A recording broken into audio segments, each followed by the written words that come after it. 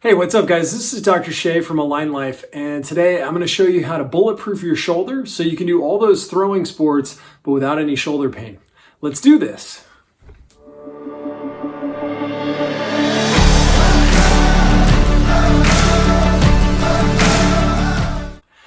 All right guys, so first things first, let's talk a little bit about shoulder mechanics and how that plays into the throwing motion. So when we talk about, let's say, throwing a baseball or a football, or spiking a volleyball, all these movements have everything to do with these big, powerful internal rotator muscles. So I'm talking about like your pec, your lat, or the big bicep muscle, right? All these movements, or all these muscles, are responsible for taking your arm from external rotation to internal rotation.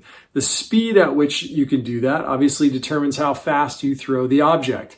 So big, powerful muscle groups in that way are fantastic. The problem with this is when we take big muscle groups and we contract them really hard, we only have small muscle groups responsible for actually slowing the arm down. These are the external rotators, and they live toward the back of the shoulder joint here. Teres minor, teres major. These joints, these muscles are just about this big. It makes it really challenging for these guys to be able to compete with these big, powerful internal rotators. So keep in mind, there's always this inherent imbalance to the shoulder unless we're working on rehabilitation on a regular basis. Long-term, guys, ultimately what I'm saying is if all we do is train and support these big, powerful internal rotators, we get caught with a posture that looks like this, which makes our shoulder highly injury susceptible, causing things like rotator cuff problems, sprains and strains, labrum tears, and so forth. So we really need to be able to balance the shoulder girdle itself to prepare the shoulder joint to be able to hold up through time and support that musculature. So just a few thoughts before we jump in, okay? All right, so now we now understand a little bit about the shoulder and how it works. Let's talk about how we get it to balance out. So first thing I'm gonna have you guys do is actually work on the length of your pec. The pec goes from your sternum out to your arm. So what we're going to work on is opening up the chest muscles.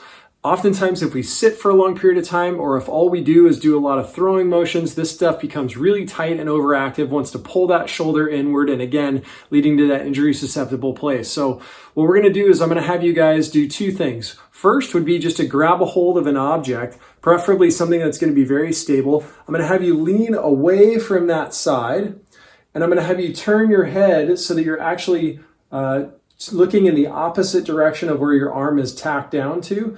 And you can even take your offhand and actually pull the tissue of the pec down. What this is going to do is it's going to really open up the chest muscles. I recommend trying to hold for about a 30-second count. Work this for about 4 repetitions. Next, what you'll do is you can go ahead and take a lacrosse ball. A lacrosse ball is good because it's hard enough to make a therapeutic benefit, but it's also got a little bit of a give to it.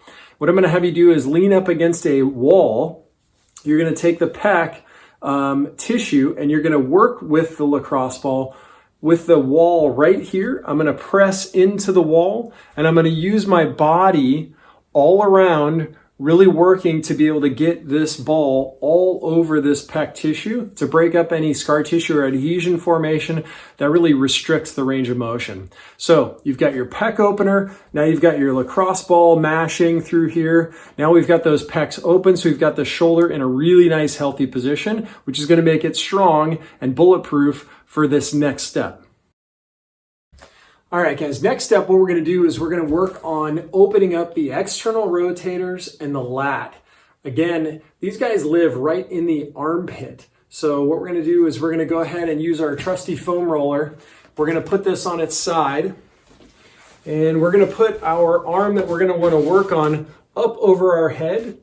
We're going to lay down, and we're going to move the foam roller all the way through the shoulder joint, all the way down into the upper rib cage. Remember that your lats actually will cover up some of those tissues in the rib cage. So we're going to move all the way through, rolling all the way up, keeping my arm upright, and then down. And I like going up and down. You can go a little bit front to back. Your job, find those areas where you feel a lot of soreness or tenderness, and then hang out in that position. Again, we want to accumulate about 2 minutes to be able to get this tissue to open up. So up and down, keep moving, mash that tissue out. Definitely be able to feel that. It's a pretty strong sensation, but definitely going to have a good therapeutic benefit. All right, so now that we've got some flexibility in the shoulder, let's talk about how we strengthen it. So guys, I like using a little 5-pound hand weight, or you could potentially use a can of soup or something like that.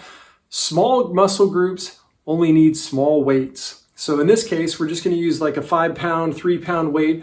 What we're going to work on is 3 movements that I'm going to show you. So the first one is going to be called flexion. Flexion is if I were to go ahead and bring my arm out straight in front of me to a 90-degree angle, and then slow on the eccentric contraction. You're going to be able to recruit a ton more muscle fibers on the way down if you go nice and slow. So you're going to go strong on the way up to 90 degrees, slow on the way back down. That's flexion. You're going to try to accumulate 20 reps, try to get a few sets of that. Next, we're going to go out to the side. They call this abduction. I'm going to bring my body nice and stable through the midline. I don't want to do a bunch of this movement, so I'm strong through my core here. I'm going to bring my arm straight out to the side, slow on the way back down. Eccentric contraction, gain that muscle recruitment pattern. Fast on the way up, slow on the way back down. Again, same rep scheme for this one, okay? All right, last one, using the hand weight, guys, we're going to do a little bit of external rotation. Again, we want to balance out that shoulder by getting a lot of strength through the back side of the joint there. So what we're going to do is we're going to lay on our sides. I'm going to put my elbow that I have the weight in tucked into my side, and I'm never going to move it from my hip. It's going to stay nice and stable. I'm going to open up real strong and then slow on the way back down. That's that eccentric load. Fast on the concentric, slow on the eccentric, right? Fast on the opening, slow on the closing, guys. Again, same rep scheme as what we've done from before. We should definitely feel this toward the back of the shoulder joint. A little bit of burning by the time we get done with some of those sets, okay? All right, guys, I hope you've learned a ton about how to bulletproof your shoulder today, get it flexible, get it strong, hold it in a strong position, and be able to do those throwing sports without any shoulder pain. Please like and subscribe our video if you've enjoyed the content. We'll see you guys next time.